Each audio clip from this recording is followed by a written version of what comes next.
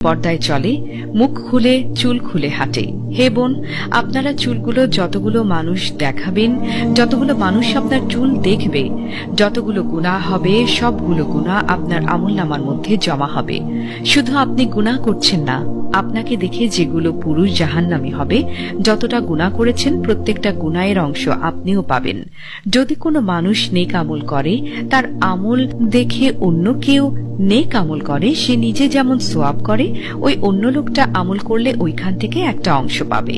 আবার যখন কোনো মানুষ গুনাহ করে, এই গুনাহ অন্য মানুষ যদি তার কারণে করে, তাহলে তার গুনাহের একটা অংশ আপনার উপরে আসে।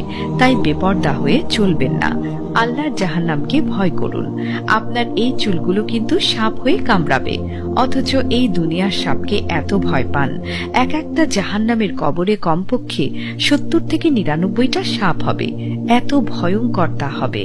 বিশ্বনবী বলেন, ওই সাপের এক ফোঁটা লালা যদি দুনিয়ায় পড়ত, তাহলে পৃথিবীটা বিশ্বে তামা হয়ে যেত। কোনো কিছু জন্ম নিত না, ওই সাপের কামড় কি আপনারা সহ্য করতে পারবেন? তখন তো আপনাকে কেউ বাঁচাবে না। ভালোবেসে আপনি যে এত সাজগোজ করছেন, ওই দিন তো পাওয়া যাবে না।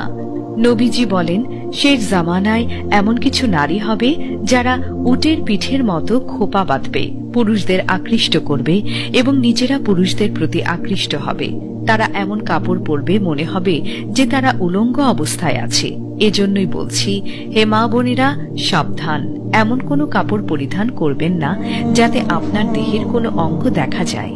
নবীজি বলেন, সেই সব মহিলারা জান্নাতে যাওয়া তো দূরের কথা, জান্নাতে সুঘ্রাণও পাবে না, অথচ সুঘ্রাণ 500 বছর রাস্তার দূর থেকেই পাওয়া যায়। অতঃপর এই মহিলাগুলো জান্নাতের সুঘ্রাণও পাবে না। এরপরে বিশ্বনবী বলেন,